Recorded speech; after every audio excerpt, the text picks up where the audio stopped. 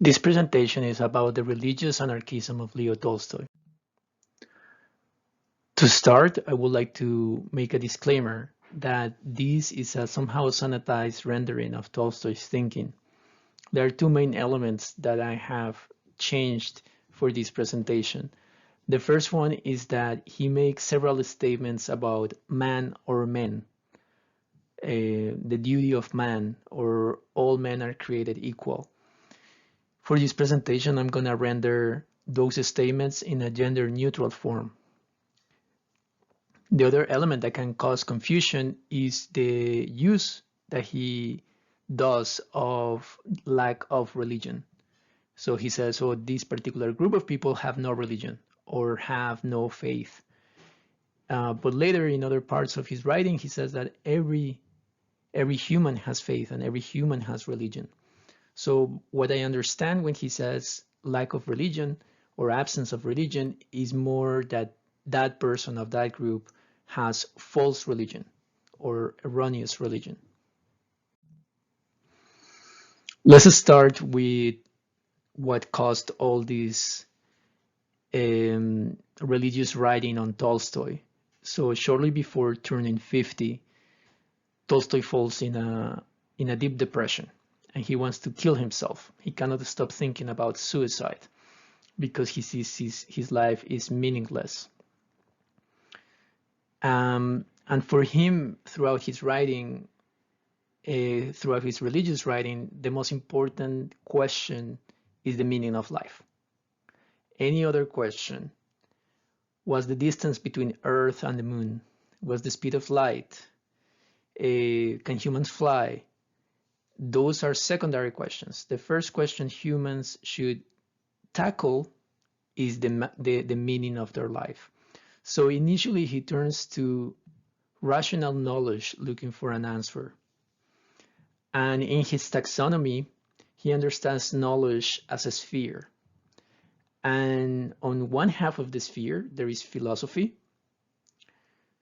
And at the pole of that half, there is metaphysics. In the other half of the sphere, there is science. And at the pole of that half, there is mathematics.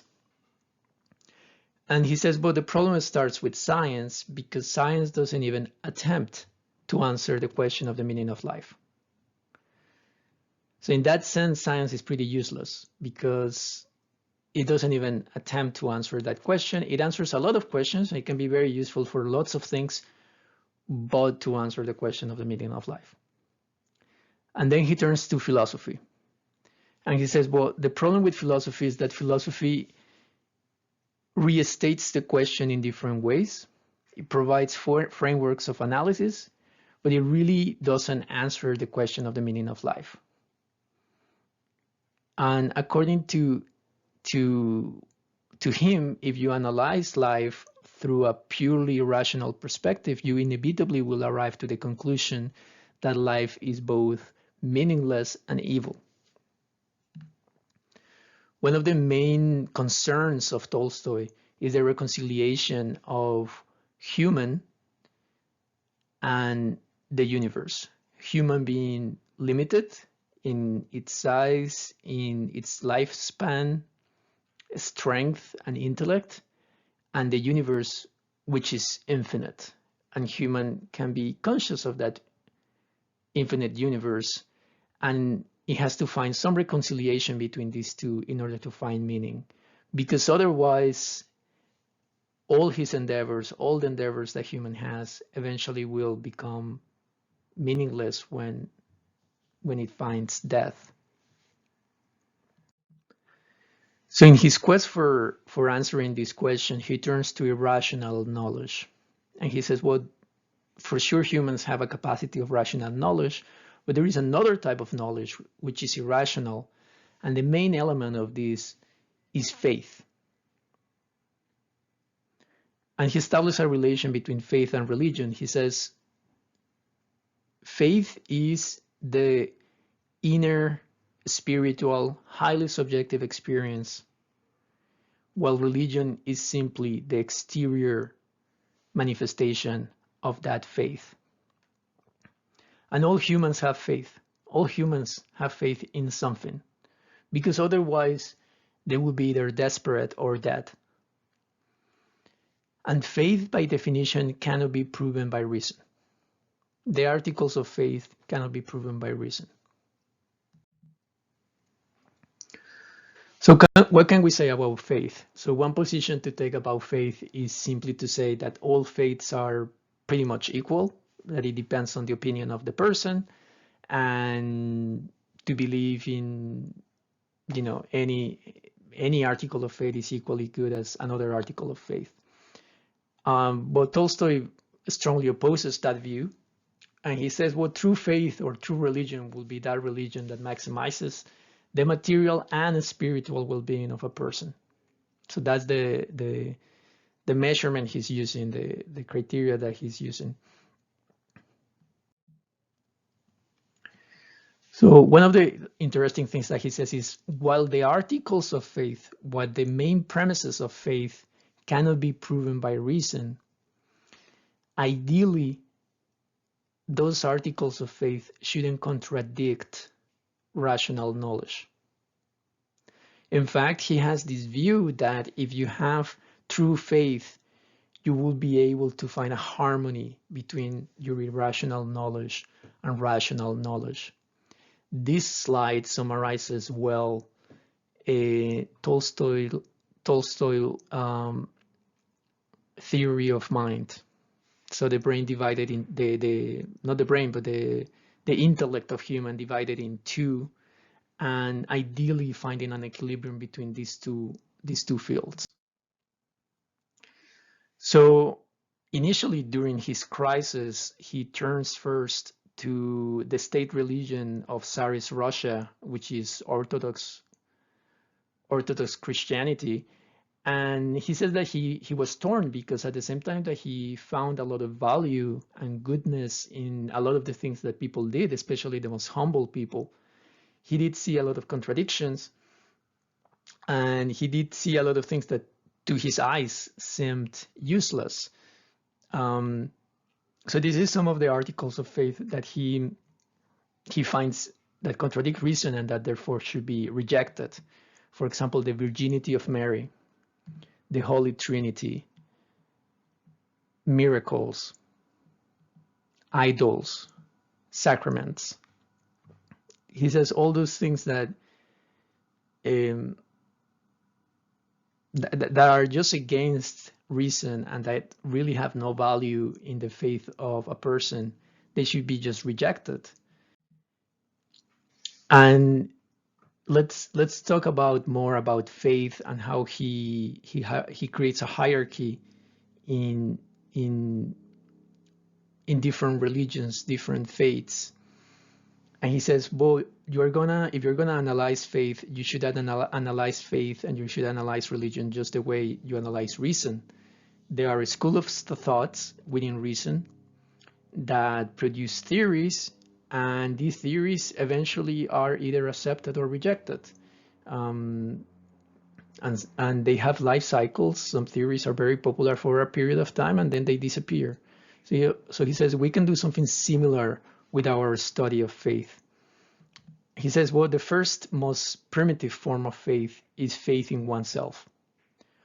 Another way to understand the question is think of human, and the destiny of human is to be a creature of service. It can service. So if human is servicing oneself, that's the most primitive form of religion. And he says that type of understanding is linked to Epicureanism and in much more modern times to Nietzsche. Unsurprisingly, he has very few things to say, very few good things to say about Nietzsche. Then there is another type of religion, which is it links your faith not to your own well-being, but to the well-being of a group.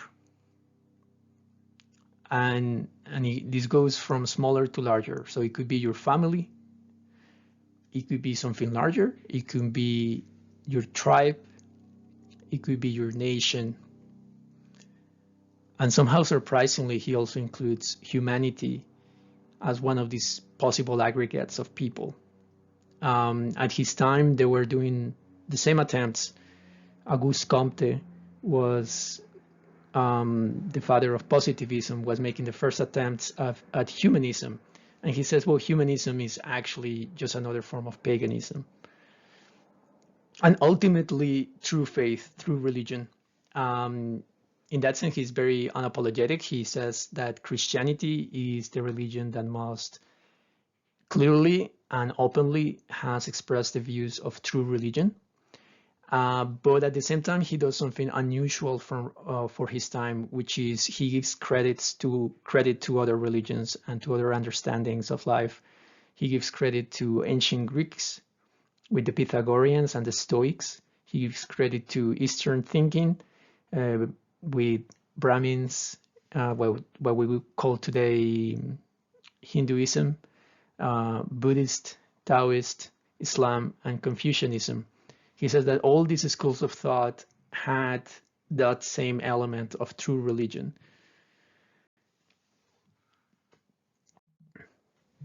So I'm going to read this passage because I think it's important, because he kind of defines what his true faith is in page 136 of Penguin Classics, A Confession and Other Religious Writings. And he says, it consists in man no longer recognizing the meaning of life in the fulfillment of personal ambitions, or the ambitions of any aggregate of people, but solely in service to the will that created him, as well as the entire universe, for the purpose of achieving not his own aims, but the aim of that will. Other conclusions that he arrives to and that he assigns to true religion, one of the most important ones is that humans are created equal, that humans are fundamentally equal. And in one passage, he says that given that all humans are equally insignificant with regard to the infinite universe, all humans ideally should have the same common faith, the same common solution to that problem of the meaning of life. And that is how he explains this idea that all humans are created equal. And he also arrives to the conclusion, and he never really explains how he arrives to that conclusion. He finds inspiration in the Gospels and other types of writing, and he arrives to an appreciation of the golden rule: treat others as you would like others to treat you. So he is a big defendant of these two ideas, and this is like summarizes, I think, the main core beliefs of what Tolstoy calls true religion. Here is where the anarchism comes in, because we spoke briefly about that he went to the Orthodox Church and he was somehow disappointed by what he found. And one of the reasons eventually he concludes of this disappointment is that the church is in bed with the state. And in some ways, true religion and the state have very different aims, because true religions see all humans are equal, while the state has a very different purpose. The state is there to perpetuate the inequalities among people. So every time true religion falls in the hands of the state will do everything in its power to pervert the meaning of true religion and to convert it into paganism. He was scandalized to see that priests were praising, at that moment there was war against Turkey, and he was scandalized to see that the church was praising that war against Turkey, and he saw it as the most unchristian thing to do for a priest. So he denounces this false religion. He denounces this false Christianity. and that's where his opposition against the state comes in. Something very interesting about Tolstoy is in the 19th century Europe, most philosophers and most scientists couldn't be more proud of being European. Europe had colonies all around the world, had the leading universities, leading scientific research, biggest armies, more powerful navies. So the general view of the intelligentsia about Europe was a positive one. And Tolstoy has a completely different view. Tolstoy sees that Europe is corrupted and that the most non-Christian continent in the world was the European continent. And he saw in colonialism, in war, in militarism, proof that Europe was the most Christian regions of all. And he quotes the massacres against the Chinese and against Africans as proof of the moral degradation of Europe. And he says what's happening right now and what comes across as Christianity in Europe is no other thing than paganism. These words fell in the ears of a young Indian lawyer who found great inspiration in the religious writings from Tolstoy. And his name was Gandhi. Gandhi established communication with Tolstoy to tell him how much he was moved by his writing and how much inspiration he was getting from there. And that eventually created a result in the way he treated politics in India, and eventually leading to the independence of India. So this is the end of the presentation. I hope you enjoyed it, and talk to you another time.